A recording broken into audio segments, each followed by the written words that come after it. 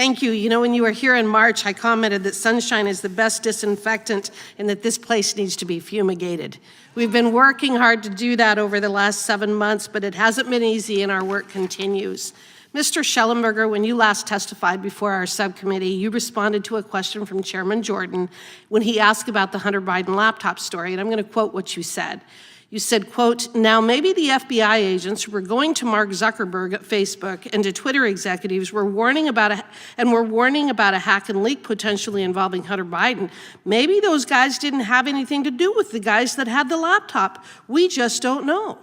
Well, you know what? Now we do know. And we know after interviewing Laura Demlow, who at the time of the Hunter Biden laptop story was on the Foreign Influence Task Force, we have learned from her that she and others on that task force did in fact know about the laptop before the New York Post story broke, and they knew it was his.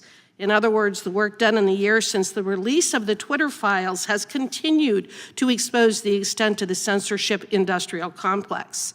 These discoveries show the importance of your testimony and the oversight work that has been done by this committee. What do you think this shows in terms of the complexity and scope of the censorship industrial complex? What I mean by that is, even though with the trove of information that you released over a year ago, or approximately a year ago, we're still filling in the gaps to understand the extent of what the federal government has engaged in terms of violating the First Amendment.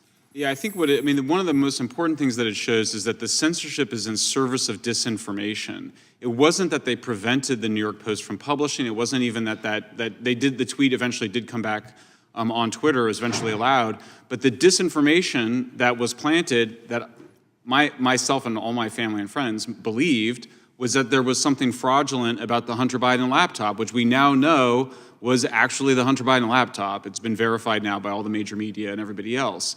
But it created the perception that it was misinformation by the Russians. And of course, that conspiracy theory continues to be peddled today. So that's what it did. And that's how these guys at CTIL thought about it. That's how all of these operatives that are used to waging disinformation campaigns and psyops in foreign countries turned those tools against the American people. And that's the critical point. They have been turned against the American people. Absolutely. What do you think about the fact that the FBI agents warning Twitter about a hack and leak were the same agents who knew that of the existence and legitimacy of that laptop? What do you think about those people?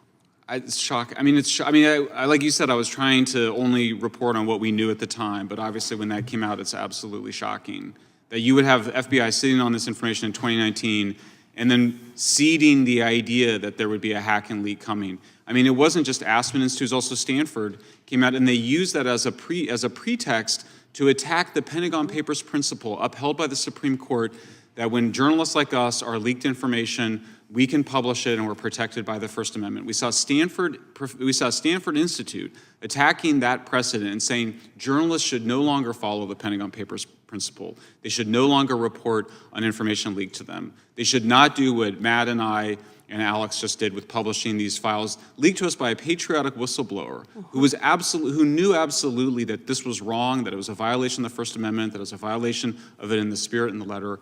And that's the kind of, to see these institutions of the establishment argue against this great American tradition of journalism and the First Amendment, it's quite appalling. It's shocking. Shocking. Ms. Subramania, here in the House, we are exposing the U.S. government censorship by proxy, which uses social media companies, academia, and private companies to circumvent the First Amendment.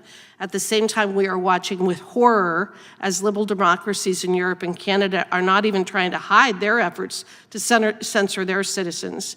We know where this is going, and without exposure and reform, we could be doomed to the same fate.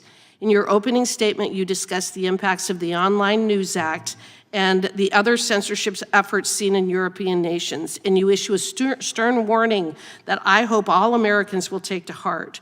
Could you describe the trends that you are seeing and specifically what tools or mechanisms of control these governments are trying to exert over free speech? Thank you for that question. Some of the examples are from my testimony. So debanking is one obvious tool that the Canadian government, in a sense, has pioneered as far as Western liberal democracies are concerned. China has been doing that for years, but it's now come to the West.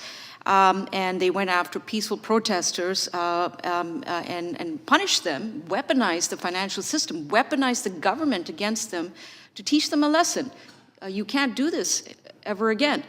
And this sort of thing has a chilling effect on people's ability to express themselves freely.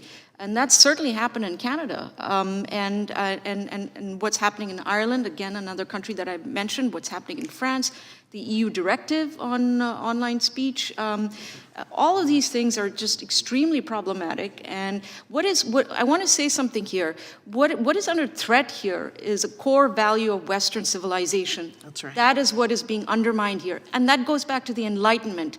That is what we have to fight for. And the way you tackle misinformation, disinformation, all of these things which are bandied about loosely by people who want to censor you, the best solution to these things is more robust debate, and that goes back to the Enlightenment period, and that's what I want everybody to remember. Thank you. Thank you. And thank you, Mr. Taibbi, Mr. Schellenberger. Thank you for battling for all of us. Thank you for working so hard to protect our First Amendment rights. We really, really are terribly indebted to you, and you as well, Janine. Thank you.